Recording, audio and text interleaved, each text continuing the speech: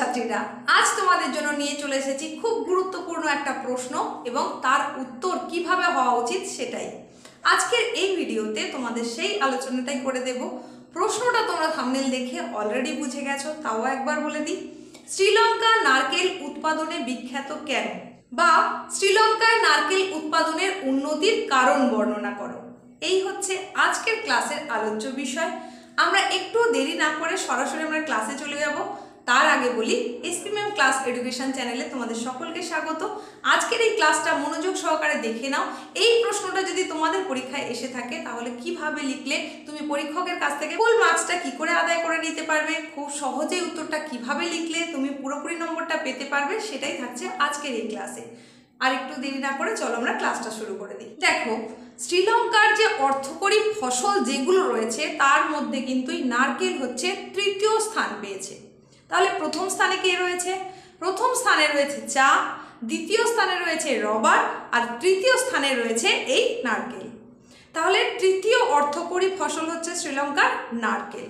এই দেশের প্রায় 7 লক্ষ মানুষ এই নারকেলের সঙ্গে বিভিন্ন জীবিকা হিসেবে তাদের কাছে তারা যুক্ত রয়েছে। আর এই শ্রীলঙ্কায় ঠিক কতটা নারকেল উৎপাদন হয় তার একটা তোমাদের ধারণা দেওয়ার জন্য বলি। বছরে এই শ্রীলঙ্কায় প্রায় 250 কোটি নারকেল উৎপন্ন হয়। সুতরাং এই পরিসংখ্যান থেকে বুঝতেই পারছো যে কি বিশাল পরিমাণ উৎপাদন এখানে করানো হয়।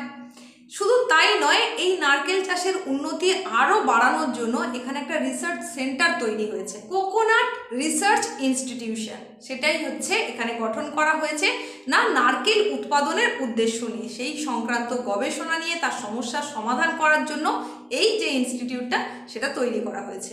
এইবার আসি তোমাদেরকে একটু জানানোর জন্য যে এই নারকেলের যে প্রসাদ সেটা লাভ করলো কিভাবে।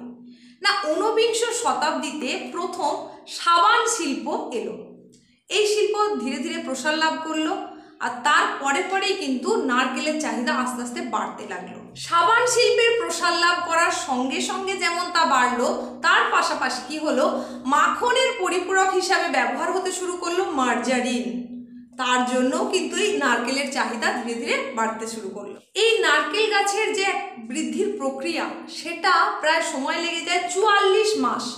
একেবারে রোপণ থেকে শুরু করে গাছ বসানো থেকে শুরু করে গাছের ফল পাওয়া পর্যন্ত একটা দীর্ঘ সময়, প্রায় 44 মাস সময় লাগে। কিন্তু এই দীর্ঘ সময় লাগলেও এখান থেকে কিন্তু অনেক ফসল পাওয়া যায় বছরের পর বছর। আর্দ্র ক্রান্তীয় জলবায়ু অধ্যুষিত প্রায় 90টা দেশে এই নারকেলের উৎপাদন বাড়ানোর চেষ্টা চলছে এবং সেখানে চাষ করা হয়। এইবার শ্রীলঙ্কায় তাহলে কেন বেশি? তার কারণ শ্রীলঙ্কা হচ্ছে নিরক্ষরেখার কাছাকাছি অবস্থিত একটা দেশ। তাছাড়া শ্রীলঙ্কা চারিদিক থেকে সমুদ্র দ্বারা ঘেরা হওয়ায়, সমুদ্র বেষ্টিত হওয়ার কারণে এখানকার যে জলবায়ু সেটা হচ্ছে নারকেল উৎপাদনের জন্য একেবারে অনুকূল। তার কারণেই শ্রীলঙ্কায় খুব বেশি পরিমাণে নারকেল উৎপাদন হচ্ছে। আর এই নারকেলের ভেষজ গুণ এত বেশি, আয়ুর্বেদ শাস্ত্রে একে বলা হয় তৃণরাজ, আর শ্রীলঙ্কায় একে বলা হয় চলমান ওষুধ বা লিভিং ফার্মেসি। এটা কিন্তু ছোট প্রশ্ন হিসেবে আসে, এমসিকিউ প্রশ্ন হিসেবে আসে। লিভিং ফার্মেসি হিসেবে কি পরিচিত?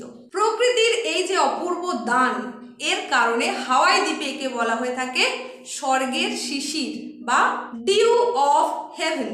দেখো, নারকেল গাছের এমন কোনো অংশ নেই যা কিনা আমাদের কাজে লাগে না। একদম মূল থেকে শুরু করে গাছের পাতা পর্যন্ত প্রতিটা অংশই কিন্তু ব্যবহার হয় এবং সেগুলো খুব ভালোভাবে কাজে লাগে। এই যে গাছের মূল, তার থেকে কিন্তু কলেরা এবং আমাশা রোগের ওষুধ তৈরি হয়।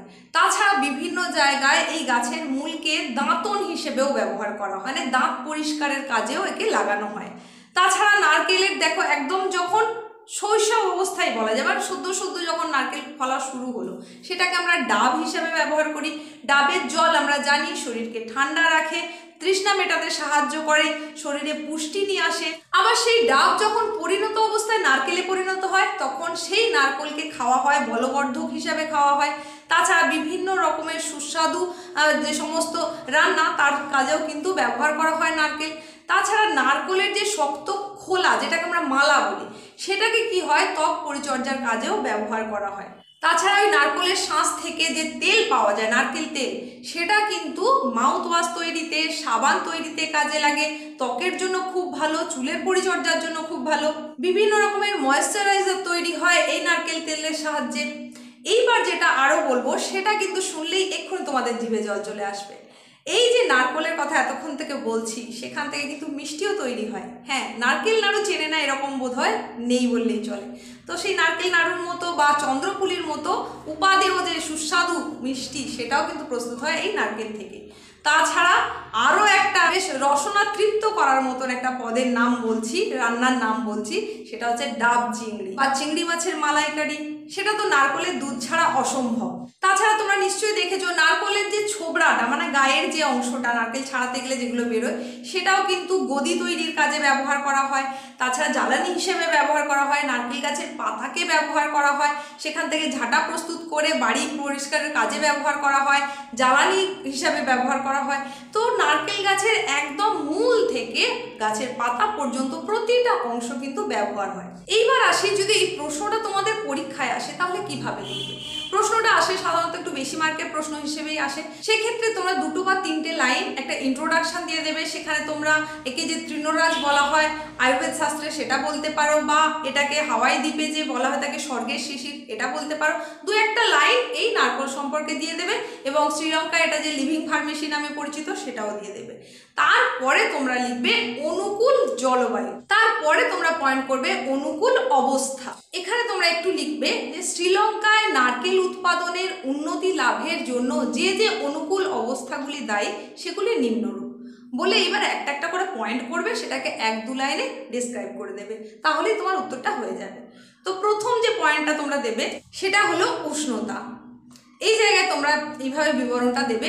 শ্রীলঙ্কা নিরক্ষরেখার কাছাকাছি অবস্থিত একটা দেশ, এবং নারকেল চাষের জন্য মূলত 20 ডিগ্রি সেন্টিগ্রেডের কাছাকাছি তাপমাত্রার প্রয়োজন হয়ে থাকে, যেটা এই নিরক্ষরেখার কাছাকাছি অবস্থিত হওয়ার জন্য শ্রীলঙ্কায় সহজেই পাওয়া যায়। তাই নারকেল চাষ এখানে উন্নতি লাভ করেছে। তারপরের পয়েন্টে করবে বৃষ্টিপাত। এই পয়েন্টটাকে এইভাবে বিবৃত করবে, নারকেল উৎপাদনের জন্য সারা বছর যথেষ্ট পরিমাণ বৃষ্টিপাতের প্রয়োজন হয়, অর্থাৎ আর্দ্র আবহাওয়ার প্রয়োজন হয়। শুষ্ক জলবায়ু নারকেল উৎপাদনের বাধা সৃষ্টি করে। যেহেতু এটা নিরক্ষরেখা সন্নিহিত অঞ্চলে অবস্থিত, তাই এখানে খুব সহজেই এই যে জলবায়ুর প্রয়োজন সেটা সহজেই পাওয়া যায়। নারকেলের উৎপাদনে মূলত 100 সেন্টিমিটার বার্ষিক বৃষ্টিপাতের প্রয়োজন হয়। এর পরের পয়েন্টে করবে মৃত্তিকা। সেখানে করবে নারকেল গাছ মূলত ভালোভাবে জন্মায় লবণাক্ত মাটিতে এবং নোনা আবহাওয়ায়। লবণাক্ত বেলে মাটি আর নোনা আবহাওয়ায় যেহেতু নারকেল গাছ ভালোভাবে জন্মাতে পারে, আর যেহেতু শ্রীলঙ্কা সমুদ্র তীরবর্তী এলাকায় অবস্থিত, তাই খুব সহজেই এখানে যুক্ত পরিমাণ মৃত্তিকা থাকার জন্য এখানে সহজেই নারকেল উৎপাদন হয়। তোমাদের এখানে একটু বলে রাখি, যে জায়গাটায় নোনা ভাব কম রয়েছে সেখানকার মাটি হয়তো দোআঁশ, কিন্তু নোনা ভাব কম রয়েছে, সেই জায়গায় নারকেল উৎপাদনের জন্য প্রচুর পরিমাণে নুন এখানে কিন্তু আগে থেকে ছড়িয়ে দিতে হয়। হ্যাঁ, নারকেল গাছ লাগানোর জন্য, মানে যে চারা গাছটা নারকেলের সেটা বসানোর জন্য যদি উপযুক্ত নোনা আবহাওয়া না থাকে, সেখানে মাটিতে প্রচুর পরিমাণে নুন মিশিয়ে দেওয়া হয়। পরের পয়েন্টে করবে সামুদ্রিক বায়ু। এই পয়েন্টটাকে এইভাবে লিখতে পারো যে শ্রীলঙ্কায় সমুদ্র উপকূলবর্তী পার্বত্য ঢালে আর্দ্র এবং নোনা আবহাওয়া গাছের দ্রুত বৃদ্ধিতে সহায়তা করে। পরের পয়েন্টে করতে পারো ভূমির ঢাল।